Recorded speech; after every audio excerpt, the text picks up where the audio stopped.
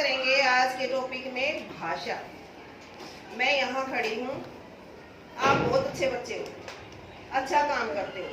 ये क्या है? मेरे मन के विचार, भाव कि मैं जब क्लास में आती हूँ मेरे को लगता है कि आप जो बच्चे हो वो बहुत ही अच्छे बच्चे हैं सभी और अच्छा काम करते हैं।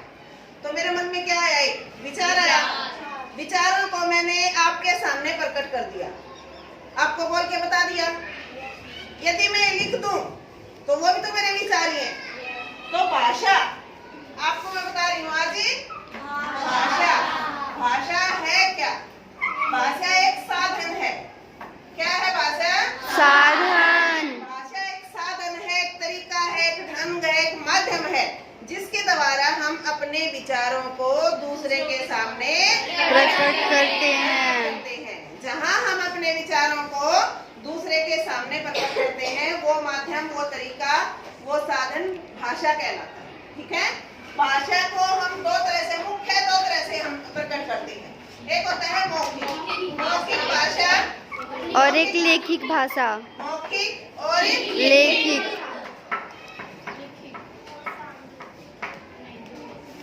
मौखिक में होता है जब मैं अपने विचारों को आपको बोलकर बताती हूँ कि आप बहुत अच्छे बच्चे हो, अच्छा पढ़ते हो, ये क्लास बहुत अच्छी है, सुंदर है, बहुत अच्छी डेकोरेशन है। वो मेरे मन के विचार है, मैंने आपको बोल के बता दिया। तो वो भाषा जब हम अपने विचारों को बोलकर प्रकट करते हैं तो मौखिक भाषा कहलाती है। और जब इन्हीं विचारों को हम लिखकर प्रकट करते हैं तो लिखित भाषा। लिखित भाषा। इसी के साथ एक भाषा और भी मानी गई है, वो होती है सांकेतिक। सांकेतिक भाषा ऐसा होता है कई बार हम बोलते हैं और ना हम लिखते हैं। जैसे कोई बच्चा खड़ा होता है, हम बोलेंगे, हमने इंडिकेशन कर दिया, हमने उसकी तरफ इशारा कर दिया कि बैठ जाइए, या बोलेंगे कि खड़े हो जाइए, तो हम बोलेंगे नहीं, ऐसे मैंने बोल दिया, इस तरह से इशारा कर दिया, that's mean you have to sit down, बैठ जाना है आपको, है ना? तो ये एक भाषा और भी है जिसे हम सांकेतिक भाषा कहते हैं। लेकिन जो मुख्य भाषा है वो हमारी दो है, एक लिखित भाषा और एक मौखिक भाषा। तो ये है भाषा। इसके बाद हम देखते हैं बोली। भाषा एक बड़े लेवल पे होती है, लेकिन एक किसी भी कोई छोटा सा क्षेत्र होता है, कोई भी छोटा सा क्षेत्र होता है। जैसे हम यहाँ से जाना शुरू करते हैं, थोड़ा सा आगे जाएंगे, उससे थोड़ा और आगे जाएंगे तो आवाज में परिवर्तन होना शुरू हो जाता है।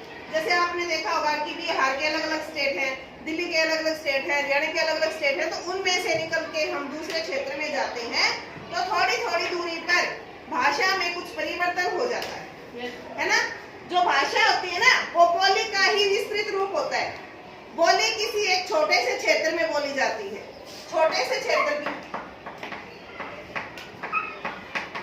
क्षेत्र की जो भाषा होती है, ठीक है, भाषा ही बोली कहलाती है। मतलब ये जो बोली होती है वो छोटे क्षेत्र पर बोली जाती है और जब हम इसको एक विस्तृत क्षेत्र पर बोलते हैं तो वो भाषा का रूप ले लेती है। जैसे हिंदी एक भाषा है ना? बहुत सारे हमारे भारत के लगभग 10-11 स्टेट्स में हिंदी बोली जाती है, तो एक बहुत बड़े पैमाने पर बोली जाती है। तो हिंदी एक भाषा है। जैसे हमने बोली हरियाणवी, जाटू या कोई भी पंजाबी, वो हमारी पंजाबी भी हम भाषा में लेते हैं, लेकिन पंजाबी के भी बहुत सारे पार्ट हो जाते हैं कि वो भाषा है। ये छोटे छोटे जो क्षेत्र में, जो राज्यों में बोली जाती है वो बोली होती है। इसके बाद है लिपि।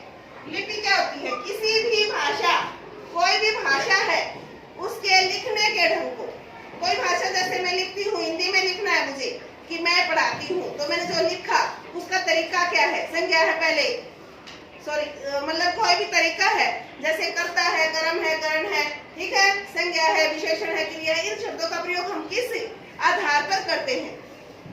जैसे एग्जाम्पल देखते हैं, हम खेलते हैं, जैसे मैं दिल्ली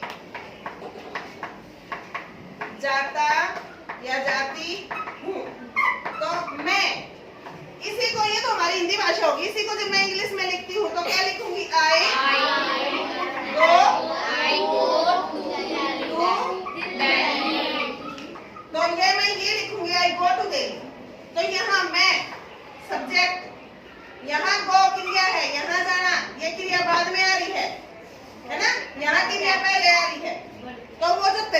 होता है किसी भी भाषा के लिखने का जो ढंग होता है उसे हम लिपि कहते हैं। कि पहले कर्ता आएगा, कर्म आता है, क्रिया आती है, कि किस कंटिन्यूटी में वो आती है। ठीक है, तो वो किसी भी भाषा के लिखने के ढंग को लिपि कहते हैं। हिंदी की लिपि का नाम देवनागरी है। इंग्लिश की लिपि कौन सी है? रोमन है। ठीक है, संस्कृत और हिंदी की जो लिपि है वो कौन सी है? देवनागरी। देवनागरी ये हमारी लिपि। इसके बाद हम देखेंगे राजभाषा क्या होती है। किसी भी देश की, राज्य की जो राज कार्य किए जाते हैं जिस भाषा में, जैसे हमारा एक छोटा सा एग्जांपल देखते हैं कि ये हमारा स्कूल है, तो यहाँ जो ऑफिस में वर्क किए जाते हैं, इंग्लिश में किए जाते हैं, हिंदी में किए जाते हैं, संस्कृत में किए जाते हैं, कौन सी भाषा में किए जाते हैं? वही हमारी राजभाषा होती है। जैसे हमारा देश भारत है, तो भारत के जो राज्य मतलब जो ऑफिशियल वर्क होता है ना, जो सेंटर होता है हमारा, वहाँ पर जिस भाषा में काम किया जाता है वो भाषा हमारी राजभाषा।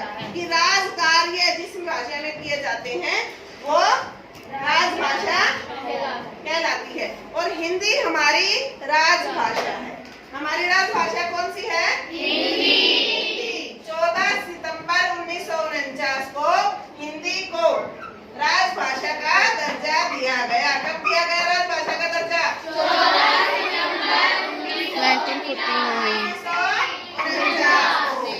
राजभाषा कौन सी है हमारी राजभाषा? हिंदी। इसी के साथ हम देखते हैं एक राष्ट्रभाषा। राष्ट्रभाषा होती है जो पूरे राष्ट्र में बोली जाती है। ऐसी तो कोई भाषा है ही नहीं, क्योंकि बहुत सारे स्टेट में अलग भी बोली जाती है। लेकिन यहाँ हम हिंदी को, अपने भारत में हिंदी ही हमारी राष्ट्रभाषा है, लेकिन इसे संवैधानिक मान्यता प्राप्त नहीं है। राष्ट्रभाषा वही होती है जो एक देश में अधिकतर क्षेत्रों में बोली जाती है। तो हमारे देश के लगभग 11 स्टेट्स में हिंदी बोली जाती है, इसीलिए हमारी राष्ट्रभाषा है वो कौन सी है? हिंदी है। समझ में आया? भाषा किसी अपने विचारों को प्रकट करने का ढंग, बोली एक छोटे क्षेत्र पर बोली जाने वाली भाषा, लिपि किसी भी भाषा के लिखने का ढंग, राजभाषा किसी भी राज्य या देश के कार्य जहाँ राज कार्य किए जाते हैं जिस भाषा में वही राजभाषा होती है। और एक देश में जो भाषा सबसे ज्यादा बोली जाती है वो राष्ट्रभाषा होती है। धन्यवाद।